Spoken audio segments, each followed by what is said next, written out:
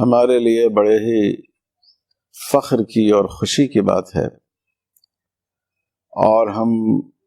اپنے ملک پر ناز کرتے ہیں کہ یہ ملک مختلف مذاہب کا، مختلف تہذیبوں اور زبانوں کا گلدستہ ہے، اور اسی اصول پر ہمارے ملک کا دستور بنایا گیا، اور اس کی دفعہ 14 میں تمام شہریوں کے ساتھ یکساں سلوک کی ضمانت دی گئی، اور دفعہ 15 میں ہر طرح کے امتیاز کو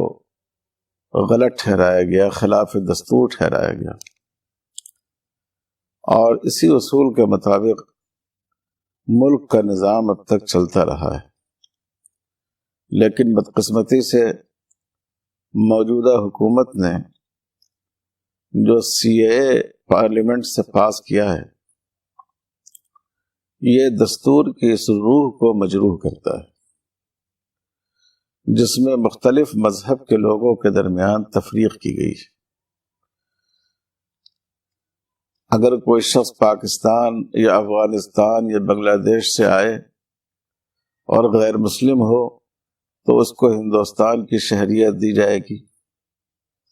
اور مسلمان ہو تو اس کو شہریت نہیں دی جائے گی۔ ایک تو یہی امتیاز ہے مسلمان اور غیر مسلم کی بنیاد پر۔ دوسرے، اگر اقلیتوں کی مدد کرنا مقصود ہے تو پھر آپ سری لنکا میں دیکھیں، وہاں سے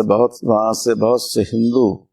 اور مسلمان تمل ہیں جنہوں نے ہندوستان میں پناہ لے رکھی ہے۔ برما سے آنے والے مسلمان ہندو مظلوم ہیں جنہوں نے اس ملک کی پناہ لے رکھی ہے۔ چین میں مسلمان بھی ستائے جا رہے ہیں، بدھسٹ بھی ستائے جا رہے ہیں۔ تو اگر آپ نے پڑوس کی اقلیتوں کے لیے قانون بنایا تھا تو یہ امتیاز برتنا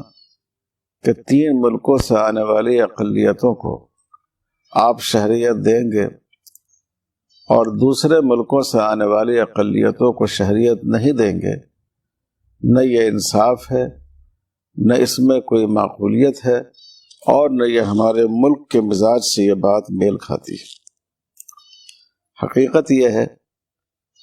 کہ حکومت ہند کا اصل مقصد یہ ہے کہ فرقہ واریت کی بنیاد پر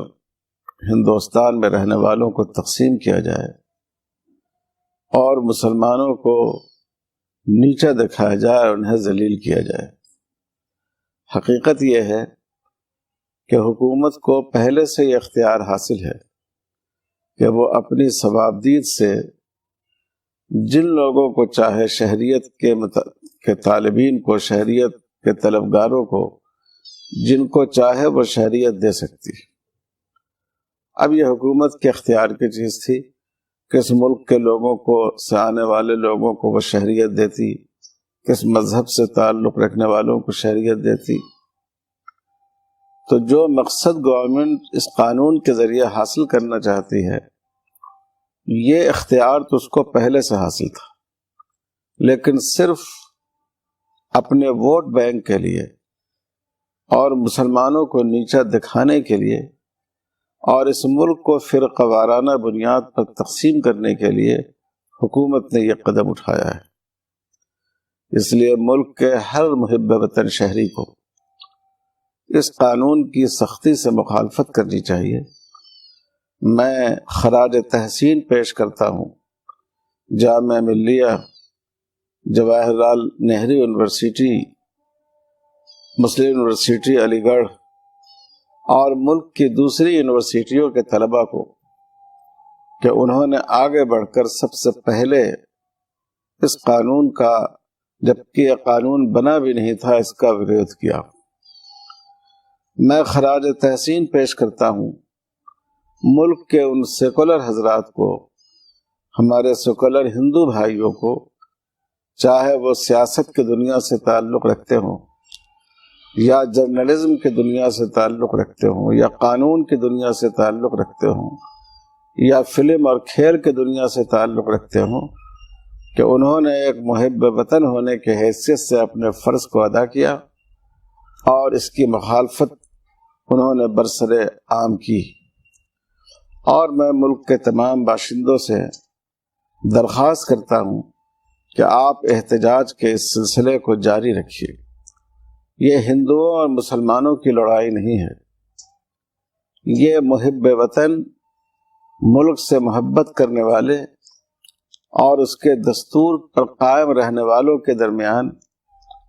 اور ملک کو تقسیم کرنے والوں، فرقہ پرستی کا زہر اگلنے والوں کے درمیان یہ لڑائی ہے، اور ہمیں انصاف کے لیے، ملک کو بچانے کے لیے، اس کے روشن چہرے کو داغدار ہونے سے محفوظ رکھنے کے لیے اور اپنے دستور کے لیے اس لڑائی کو مسلسل